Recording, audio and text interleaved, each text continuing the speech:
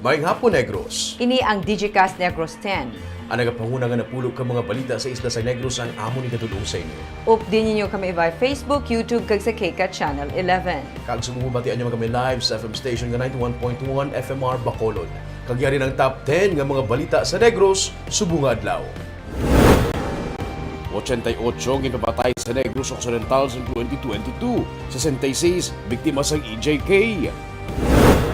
Lalaki nga nagmao sa birthday party ginpatay sa utod sa celebrant. May panibagong schedule sa hakutay sa basura sa Bacolod City.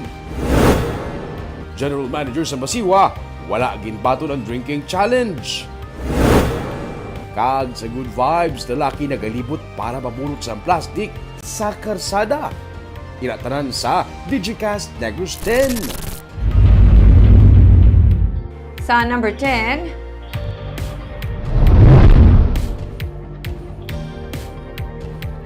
may bago na nga schedule para sa hakutay sa basura sa Bacolod City. Subong nga adlaw nagpagwa na sang panibago nga schedule sa hakutay sa basura ang Bacolod City. Sa announcement sa Bacolod PIO page, naka-color coding ang hakutay sa basura base sa mapa. Adlaw-adlaw ang hakutay sa basura sa barangay 1 to 41 kag main roads ukon ang pula sa mapa. Lunes kag Huwebes sa Villamonte, Bata, Banago, Mandalagan, Granada, Alangilan kag Monte Vista ukon ang blue sa mapa. Martes kag Biyernes naman sa Takuling, Mansilingan, Estefania kag ang mga main kag inner roads ukon ang yellow sa mapa. Miyerkules kag Sabado naman sa Sumag, Punta Taytay, Pahanukoy, Kabug, Handumanan, Felisa, Tangub, Singkang Airport, Alihis, Vista Alegre kag main roads kag inner roads sa Sininga area. Ginahaylo ang mga may reklamo sa gihapon sa hakutay sa basura nga i-report sa page ni Mayor Albi Benitez.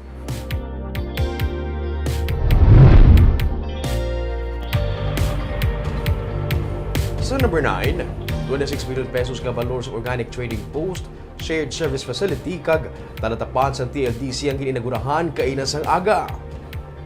Ni sa tinutuyo nga pabakod ang bulig nga ginahatag sa mga micro, small and medium enterprises o kun MSMEs. Sunod sa kay Negros Occidental Governor Eugenio C. Lacson, 99.5% sa mga negosyo, mga MSMEs, ganit ako ang ilang papel sa pag-asanyog sa ekonomiya, paghatag sang trabaho, kasubuman, pagdula sang kapikaduhon. Ang mga organic farmers, sarang nga makabaligya sang ilang mga produkto sa Organic Trading Post, pagi sa Technology and Development Training Center, sarang mahatagan sa suporta bahin sa product development, padulong sa market networking tugtub sa promotion kag exposure sa ilang mga produkto ang mga MSMEs. Sunod sa kay Lacson, wala pa man sa may ginalantaw nga maganar ang probinsya gikan sa sining mga facilities sa karon. Ginauna ang assistance nga mahatag sa ila. Small farmers, ang unang targetan, small and medium-sized enterprises. No? So it's open to all, but that's why it's very important to show them that it's very functional. Mga ano na kada mo, ma-accommodate ko everybody, all farmers? Well, it's somehow medyo limited, no? Because of the size, but I think it is built in such a way that it can accommodate what we are expecting. Now, if there will be more, then it will redound to scheduling. We will work towards FDA accreditation ng tanang mga produkto nga magwa diri sa shared facility ta para mabaligya ta sa gwae, even sa supermarket mabaligya ta na or mapagwa ta sa iban nga parts of the country.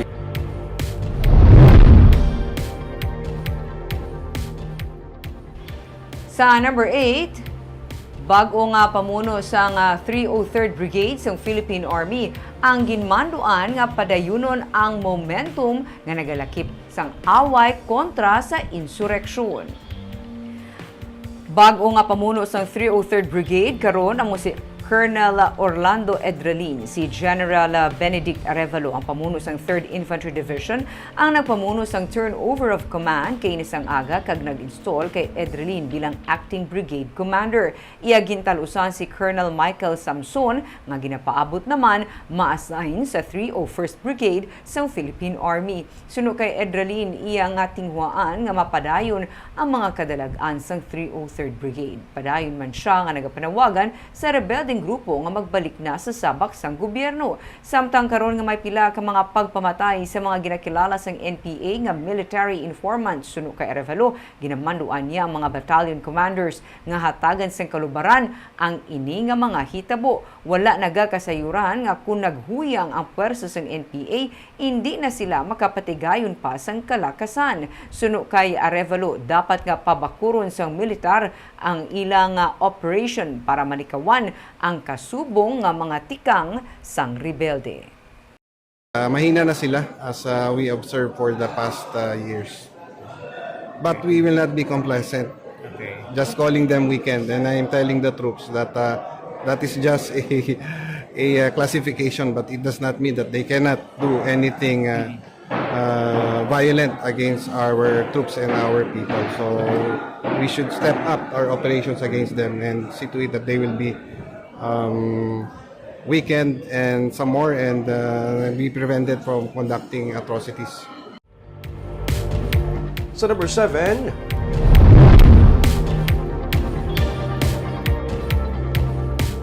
isa ka lalaki ang nag-apply para sa police clearance ang ginaresto matapos matukipan nga may arasang warrant of arrest. Ma-apply lang kuntani para sa iyang police clearance si Margie Baldosa, 38 anyos, sang ini ang gindakop sa kapulisan sa Dumaguete City kahapon nga adlaw. Ini matapos makita sa online verification nga si Baldosa ang may standing nga warrant of arrest sa kaso nga illegal gambling. Ang warrant of arrest ang ginpapanaog pa sang Pebrero sa nagdigad nga tuig. Detain siya sa karon apang saraman makapiyansa sa kantidad nga 30,000 pesos.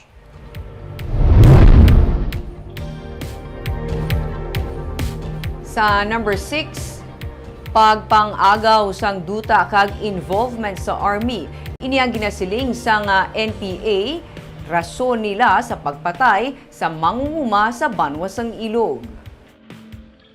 Ginako sa New People's Army sa ilang ginpagwa nga statement ang ilang pagpatay sa tag-iya sang duta nga si Silas Granada sang Sabado sa barangay Pinggot sa Ilog. Si Granada ang yara sa ilang balay sang siyang ginpagwa kag ginluthang sa mga armado nga persona. Suno sa NPA, ilang ginpatuman ang silot kamatayon bato kay Granada nga ila ginakabig intel sang Army. Dugang pa sang NPA, si Granada ang nagapangagaw man sang duta kag pila ka mga pumuluyo sa lugar ang nawad-an sang kadutaan kag palangabuhian. Gindugang pa sang NPA nga ginagaw lang man ini nga duta sang iya nga amay nga ginaaligar ginpatay man sang rebelde nga grupo sang dekada 70. Ang PNP ang padayon nga nag-imbestigar sa karon lakip na diri ang mga ngalan nga damlag pa ginhatag sa nga biktima antes ini ginpatay.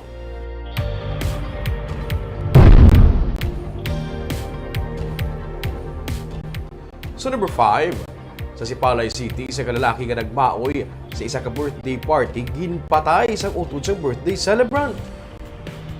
Nangin maduguon ang isa ka birthday celebration sa Barangay Hill, Montilla sa syudad sa Sipalay kagabi matapos ginutang patay sa utod sa celebrant ang isa sa mga nagtambong sa birthday nga si Marvin Amalia. Sunod sa PNP, nahagad lang ang biktima sang iya nga abyan nga may birthday ugaling bangod sang kadamuon sang nainom, nagmaoy ini. Dito kag nalingan sunod sa pulis si Ryan Bandiola nga utod sang birthday celebrant kag iya gintiro si Amalia nga nagresulta sa iya sini nga kamatayon. Nadakop man sang PNP ang suspect tukiban man nga siya may pending man nga warrant of arrest sa kaso nga murder sang tuig 2020. Detain karon si Bandiola kag panibag-o nga kaso nga homicide ang ipasaka batok sa iya.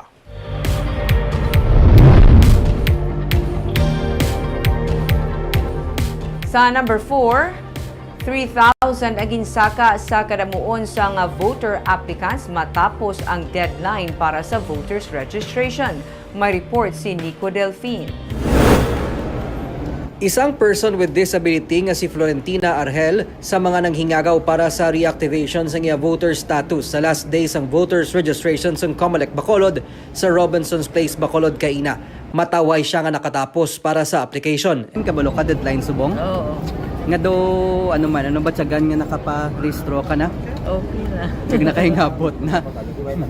Suno kay Attorney Katrina Trino Kanya, 600 ka mga applicants ang ilan na-accommodate gani may pila ka mga individual ang nagpinauli matapos wala man makahingagaw sa deadline. Nakatag, although mayara pa man nagahulat, enough pa siguro ang ano. Ang na lang ang ulihin na lang pala nag-abot ng adlaw, na pala nag-abot, amo na lang na siya ang wala.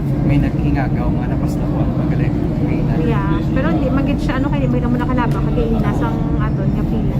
Pero kung ikumparar sa masobra 10,000 ka applicants nga naserbihan sa voters registration sa nagligad ya Hulyo 4, may pagsaka sa kapin 3,000 ang malapit sa 2 ka bulan nga COMELEC voters registration nga ginresume sang nagligad lang nga Disyembre 12. Sa records ng COMELEC Bacolod, nagwa nga 5,000 sa masobra 13,000 ka mga applicants ang new voters. Actually sa aton nga resumption sa registration naton, mas nagdamo ang aton nga number of registrants sa barangay naton nga mga satellite registration. Kaya kung tanawon ta sa aton nga record, ang daily nga registration naton nga supposedly we allotted 500, ara lang kita sa 250, 290, 300. Hindi na siya maglapaw ta. Pero kung barangay, yan tinagalabot kita 600, 500 sobra. Sa Pebrero 20, suguran sang katapos ang Election Registration Board ang hearing para sa mga voter applicants. Kabahin ini sang pagpanghanda para sa barangay kag sangguniang kabataan elections sa Oktubre 30. Nico Delfin para sa DGCast Negros.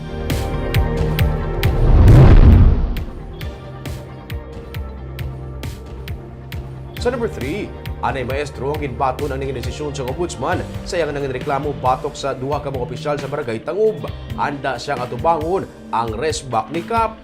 Natingalang anay maestro nga si Candido Medalla kun nga mas marasig ang paglubag sa desisyon sa ombudsman sa iyang gipasaka ang reklamo batok kanday punong barangay Noli Villarosa kagagawad Jose Ray Pendon sa barangay Tangub. Suro sa iya, Oktubre sa iya mabato ng dismissal order kag suspension order nga separado ang ginpapanaog bato kay Villarosa kag Pendon angot sa kaso nga grave misconduct kag simple misconduct nga iya ginpasaka. May kang tanan ini sa pagguba sang baahin sang iya nga pader nga nalakip sa iya nga private property sa ginpatuman ng clearing operation sa barangay sang 2020. Disyembre naman sa nag-file sa appeal ang legal counsel sa mga akusado nga si Attorney Cesar Distrito. Tubtob nga nagpagwa sa desisyon ang Ombudsman for the Visayas sini nga Enero 9 nga nag-grant sang motion for reconsideration sa mga akusado. Para kay Medalla, mabudlay pero nabato niya ang nanging desisyon. Handa man siya atubangon ang plano ni Villarosa nga pag-file sang counter charges batok sa iya.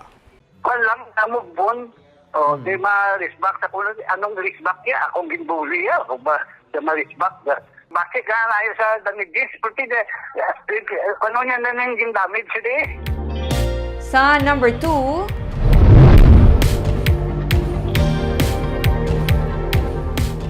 Basiwa General Manager wala ginbato ng drinking challenge sang amlig tubig.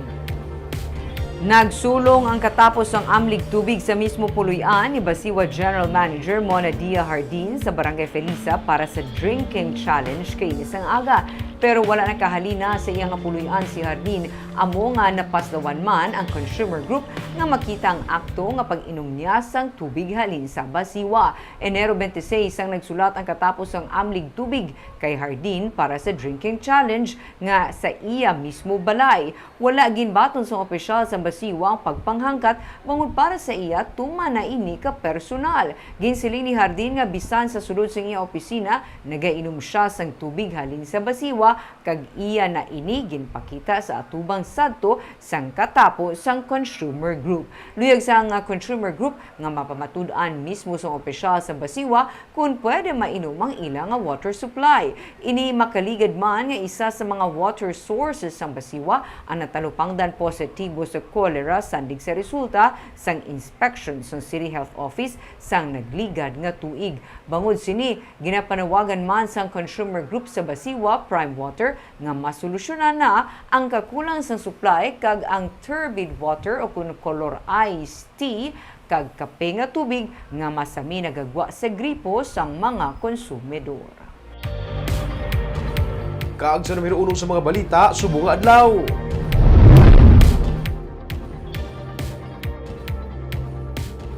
May 88 mga pamatay nga nagluntad sa Negros Occidental sa 2022 kung ibase sa record sa Commission on Human Rights. 66 extrajudicial killings. Sunod sa kay Vincent Para, ang officer in charge sa CHR sa Negros Occidental sa 66 ka EJK. Mga 33 ang drug-related cases ang nabilin, mga kaso may kaangtanan sa isyu sa duta o kung agrarian reform related kag armed conflict. Kalabanan sa sining nga mga kaso ang mga unresolved pa. Subong nga tuig, may 7 ka mga pagpamatay nga na-record. Nanakip na diri ang 3 ka mga tulaan nga na-recover sa Taytay sa Gimbalaon sa Silay. Ang nasapuan sa Barangay Mansilingan sa Bacolod City kag ang mga kamot sa Barangay 2 sa Bacolod sa gihapon. Mandato sa CHR ang pag-monitor bahin sa pag-idog ukon progress ng kaso. Isa sa mga pagpanghangkat nga ginatubang sunod sa kay Para amo ang kabudlayan sa pag-access sa mga dokumento. May angot sa sining mga kaso bangod wala ini gina-share sa ila sa bahin sang pulis kag militar. Isa na diri ang mga napatay sa ginaligar mga inkwentro. Sunod sa kay Para, bilang separado nga ahensya, importante nga makita man kung tani nila kung ano ang nahimo sa gobyerno bahin sa sining nga mga kaso. Gusto ko i-stress ang equally important kaya makita sa CHR kung ano na ang inahimo sa aton gobyerno. Ano na sa ang stage sa investigation na siya na may na-file na case sa prosecutor o may ara na sa court. That is why very important kaya mag-cooperate man sila sa amon pati sa mga Muslim para mapakita nga ating gobyerno may ginahimo. So kami sa Commission on Human Rights nag-strive gid nga maka-coordinate din sa ila. It's just that nga siguro sa ako lang personal nga pag-analyze kasi may issue on trust na wala pag man siguro sa ano. I hope nga sa ulihi makabalik ini sila sang trust man sa amon isang una actually may mga engagements na makuha namon ang mga investigation reports ang amon ang lahat reports na ma-access na namon Sa Good Vibes,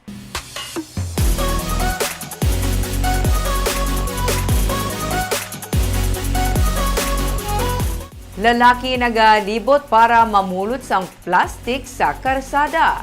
May report si Romeo Subaldo. Bisan diin, may naganilapta nga basura. May mga lugar nga hindi man basurahan pero ginabilinan sa basura. Hindi lang ginagmay nga basura kundi sinako-sako pa. Pero may mga tao naman nga nakakita sa oportunidad gikan sa mga ginapamilak nga basura bisan diin lang. Nagabarakintol sa iabitbit nga sako ang ini nga lalaki samtang nagapanglakato sa dalan. Kada may malabyan siya nga plastic cups o kung plastic bottles, iya ini nga ginapunduhan, kaginakuha, kagidirekta sa iya nga sako. 11:00 sang aga, nagatag-iti ang init pero nagasigil lang siya sa pagpanglakaton. Kada kanto nga may makita siya nga plastic, iya nga ginapunduhan. Siya si Harold Pabon, 47 anyos, adlaw-adlaw, amo siniyang iya nga opisyo. Mamudyot sa plastic para ipakilo sa mga skrapan. Ginabaligya? Hindi nyo ginabaligya, no? Ha? Kaya pa kilo? Pila man naman kwan? Bakanay? 4 piso. Ang kilo? Anong ginabato nito? Ano? Pulo ka piso sa kilo. Anong klase nga mga plastic ang pwede? Plastic bottle. Basta plastic. Kilo-kilometro ang iyang ginalakat kada adlaw. Kung diin siya nga parte sa Bacolod nagapakalapot, diri na siya abi nagasalig sang iya pang adlaw-adlaw. Sa kung pinakakilong iya nga matipon nga plastic, amo man sina ang iya nga income. Gani nagadepende man ang iya nga makuha nga kwarta sa kung ano kabugat sang iya ginabakintol. Istorya ni Harold, nagaisahanon na lang siya sa kabuhi. Kung wala sa obra, sa basura, mayara agid sang kwarta. Kaamo na napisara mo obra mo. Ha? Ang ibasura sa iban may kwarta pag ginagalian, no? Pwede pag hindi ma-income. Ano adlaw mo kinobra? Pila ka lang kayo kinalakat mo? Tatlo ano mo lang, gali na lang. Tatlo kilo. Makapoy man kuno pero kinahanglan magdiskarte. Para bisan ano kapuraot sa pangabuhi, mayara sa gihapon sa panggastos sa pang-adlaw-adlaw. Barb, duha ka bagay. Number 1, nakabulig siya tilo sa palibot. Number 2, naka-income pa siya. Kaya timing, no? Inang iyaya, out sang necessity niya nga kinalan, makaganar man siya para may palangabuyan na namuchut siya sa basura. At least nakapulig siya. Kagawin ito mga balita sa Negros, Subong Adlaw. Kay man sa panahon karon importante nga may ihibalo ka sa nagikatabo sa imo nga palibot. Pero dapat balanse kay eksakto ang mga impormasyon. Padayon kami nga magapangalagad sa Negrosanon. Ako si Barbara Mijares. Tubtub sa buwas, ako naman si Romeo Subaldo, mayong hapon.